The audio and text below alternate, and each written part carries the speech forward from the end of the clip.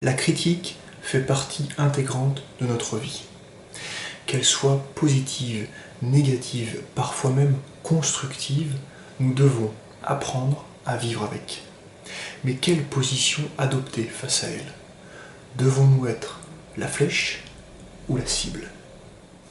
Bonjour à toutes et à tous, c'est Lucas Barrier, je suis très heureux de vous retrouver aujourd'hui, comme chaque semaine, comme chaque dimanche, pour cet instant que nous allons partager ensemble, vous et moi.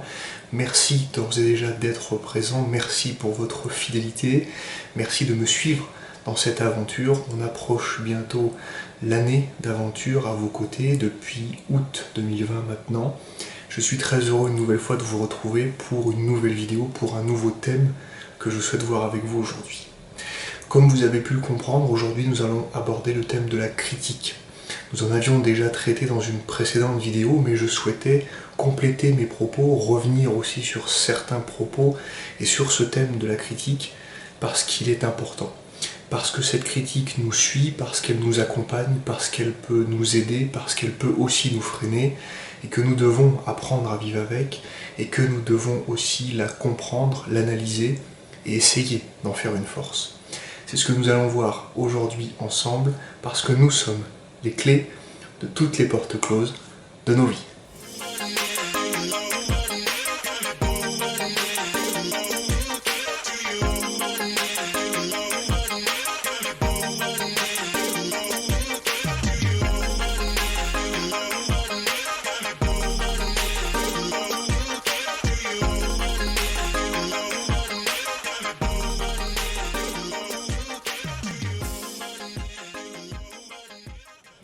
Alors dans cette vidéo, j'aimerais revenir sur les différents costumes que peut revêtir une critique dans notre vie. Le premier costume qu'elle peut revêtir, bien évidemment, c'est la critique positive. Celle qui va nous complimenter, celle qui va nous conforter dans notre position. La deuxième, ça va être la critique encourageante, la critique qui va être constructive.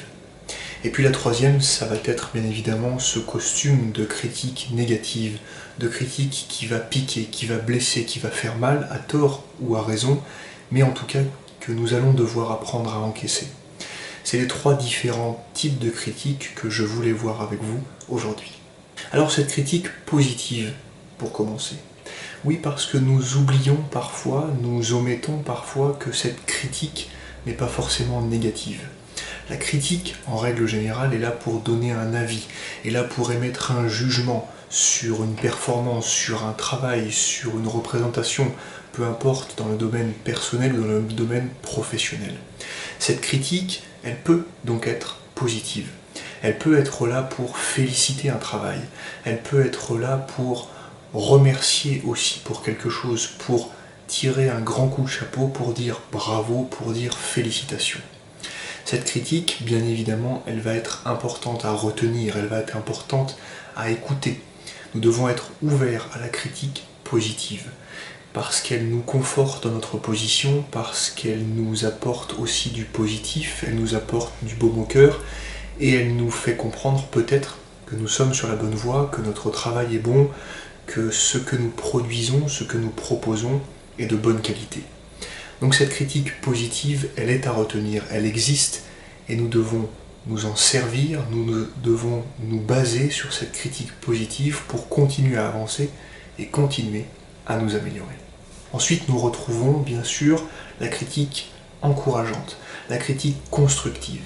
Et c'est peut-être d'ailleurs celle qui va le plus nous servir dans notre domaine personnel et dans notre domaine professionnel, dans notre vie de tous les jours, pour continuer justement à se développer, pour continuer à construire, à ajuster des petites choses et à aller atteindre nos objectifs.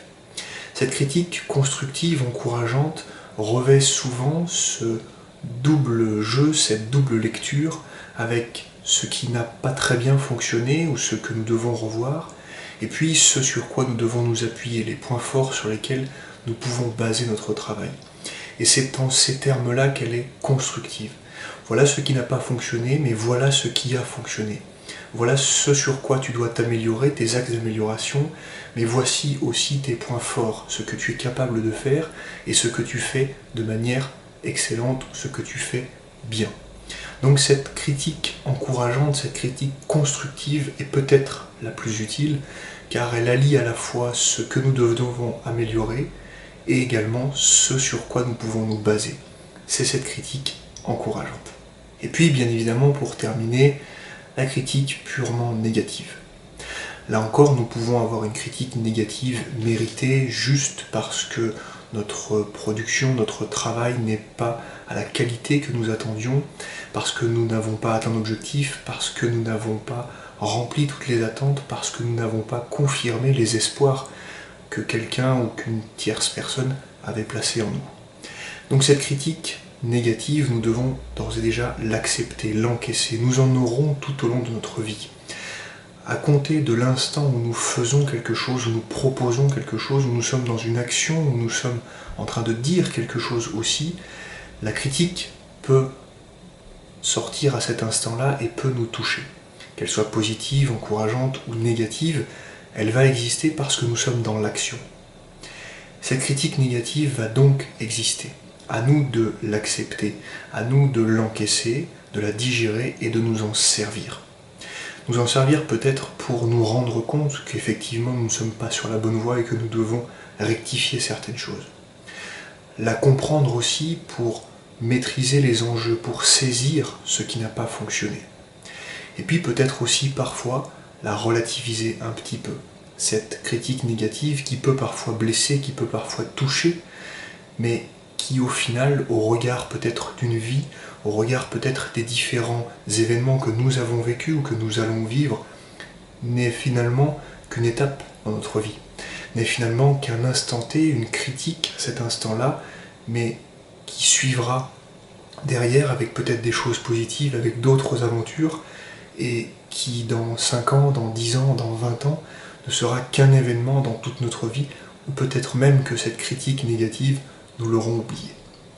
Donc, soyons le plus intelligent possible face à cette critique négative qui existe, soyons le plus sage possible, écoutons, analysons, et soyons aussi honnêtes avec nous-mêmes quand nous ne sommes pas au rendez-vous, quand nous n'atteignons pas les objectifs, et relativisons aussi, puisque des critiques nous en avons eu, nous en avons et nous en aurons, et sur le prisme, sur la sphère d'une vie totale, c'est une critique à un instant T, et il y aura bien d'autres choses à vivre de positif pour la suite. Pour illustrer tous mes propos sur cette critique, qui peut donc revêtir plusieurs costumes tout au long de notre vie, dans la sphère personnelle et professionnelle, j'aimerais tout simplement citer Jeff Bezos, le grand patron, le grand dirigeant d'Amazon, qui disait tout simplement « Si vous ne voulez jamais être critiqué, eh bien ne faites rien ». C'est ainsi donc que se termine cette vidéo. Merci à toutes et à tous de l'avoir suivi. Merci pour votre bienveillance, pour votre fidélité. J'espère que cette vidéo pourra vous être utile peut-être dans les prochains jours ou dans les prochains mois, lorsque vous rencontrerez une situation que peut-être vous repenserez à cette vidéo. Apprenons donc ensemble à accepter cette critique positive, à construire grâce à cette critique constructive et bien évidemment à encaisser et à se remettre en question grâce à cette critique négative, et apprenons aussi à la relativiser parfois. Il me reste bien évidemment à vous souhaiter une excellente journée, à vous inviter, si le cœur vous en dit, à me retrouver sur Facebook et Instagram, je serai ravi de vous y retrouver.